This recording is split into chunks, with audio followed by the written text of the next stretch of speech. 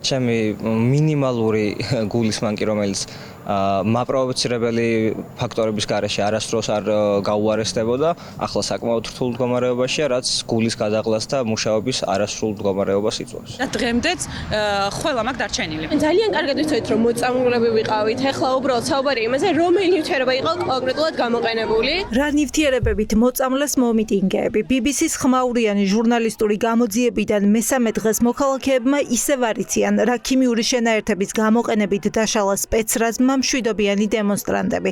თორნიკე როინიშვილს დარბევების შემდეგ გულზე შეექმნა პრობლემები. ჰქონდა ძლიერი სპაზმიც და ხველაც. განუვითარდა ალერგიული ფონიც. არაერთი გამოკვლევის მიუხედავად გამომწვევ მიზეზებს ექიმებმა ვერ მიაგნეს. ძალიან მალევე დაიწყო სხვათა შორის ჩემი პირველი ინტოქსიკაციიდან პირველი ნიშნების გამოშენა. ეს იყო თავიდან მსუბუქი დაუბრუსხვევები, რომლებიც მერე ცხვირის საპირის ხრუდან ძლიერი სისხლდენებით დაიზარდა. შემდეგ ამას მოყვა გულის საფილტვების პრობლემები. გრძელვადიან პერსპექტივაში ისე მკაფიოდ გამოხატული აღარ არის, მაგრამ დაღლილობა, სუსტი იმუნიტეტი, წონის მკვეთრი კლება არსად არ წასულა 1 წლის შემდეგ თამდევს, თვალების ძლიერი ტკივილი, ღამით კოშმარები. სავარაუდოდ 4-5 თვე როგორც მახსოვს, გაგზელდა ეს ხველება, თითქოს ვიხჩობოდი, რა ისეთი წავე ხველა მქონდა და მე ვაბრალობდი გაციებას. 20 ოქტომბერს გავიკეთე ოპერაცია, ტრომბი მქონდა ფეხში. და მას უკავშირებ მე ამ ქიმიურ რაღაც შენაერთებს უკავშირებ მას და აუცილებლად მაგაზეც გავაკეთებ მე კვლევას. მას შემდეგ რაც ქართველი ხალხის ქიმიური იარაღით შესაძლო მოწამვლის სკანდალი გასკდა, აქციებში მონაწილე სულ უფრო მეტი ადამიანი ალაპარაკდა.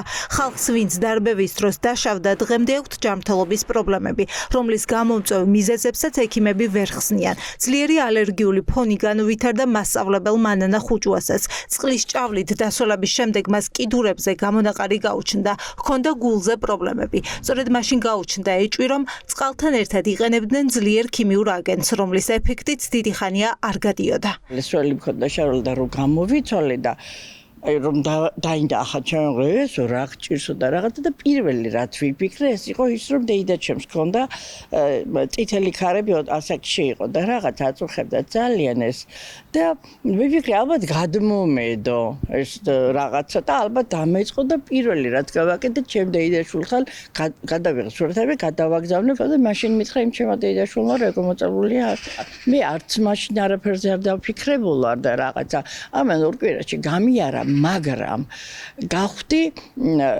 გულით ავადმყოფი. არაერთი მოთხოვნის მიუხედავად ამ დრომდე ხალხმა არ იცის, რომელი ქიმიური შემადგენლობა გამოიყენეს მათ წინააღმდეგ, არადა კონკრეტული ქიმიური აგენტის დადგენა მკურნალობაში დაეხმარებოდათ, მათ შორის სალომე კვარაცხელიასაც, რომელსაც აქციებზე მოწამვლის შემდეგ ძლიერი ალერგიული ფონი განუვითარდა. ის დარბევის დროს პარლამენტთან იყო, მოხვდა წყლის ჭავლით და გაზის კაფსულებით დაწყებულ დარბევაშიც მოხვდა.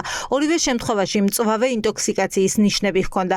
ექიმი რეზიდენტი დარბევის პირველივე დღეებში მიხვდა, რომ წყლის ჭავლზე რეაქცია ორგანიზმის სხვა დარბევებისგან განსხვავებული ჰქონდა.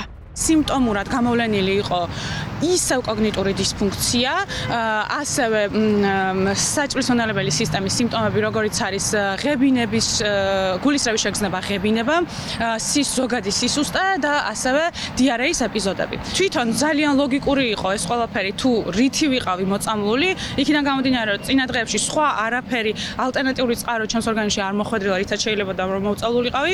თვალებზე პრობლემები შეექმნა დარბევის შემდეგ მარიამ ჯაფარიძეს, ვერც იმუნოლოგმა და ვერც ოფთალმოლოგმა ზუსტი დიაგნოზი ვერ დაუსვეს. საშინელი გულისრევის შეგრძნება, მეგონა რომ ვიხშობოდი, ხშობის შეგრძნება მქონდა, მით უმეტეს ალერგიული ასთმა ისედაც მაქვს და ეს იყო რაღაც საშინელი შეგრძნება, იმიტომ რომ დარწმუნებული ვიყავი რატომღაც რომ მოუკვდებოდი. ცალ-თვალში განსაკუთრებით მთლიანად ბლარი მქონდა გადაკრული და ეხლა პერიოდულად მაქვს ხოლმე ესეთ რაღაცები, რაც მანამდე არასოდეს არ მქონია ცხოვრებაში და რა თქმა უნდა 2 თვე უწყვეტი ხველა ისე რომ საერთოდ ვერ მეძინა ღამით. მალევე დამეწყო ცხვირიდან სისხლდენა, თუმცა ესე ყურადღება არ მიმიქცევი, იმიტომ რომ ზამთარი იყო და მეთქი რაღაც გაციების ფონზე, მაგრამ როდესაც უკვე რამოდენიმე ადამიანი ერთად შევიკრიბეთ და შემთხვევით აღმოვაჩინეთ სრულიად ყველამ, რომ ერთდროულად დაგვეწყო ზუსტად 60 გოგოს ცხვირიდან სისხლდენა, ზუსტად ეგ იყო რაღაც ეტაპი, რომ თითქოს მივხვდით, რომ ეს ჩვეულებრივი მოვლენა არ იყო და რაღაც ქიმიური ნივთიერება იყო გამოყენებული და მათი ისტორიებით ქართული ოცნების მიტინგებით დაკომპლექტებული უწყებები არც ახლა ინტერესდებიან. ერთი წელია ძალოვანი უწყება მომიტინგეების მოთხოვნას, რომ გაასაჯაროვონ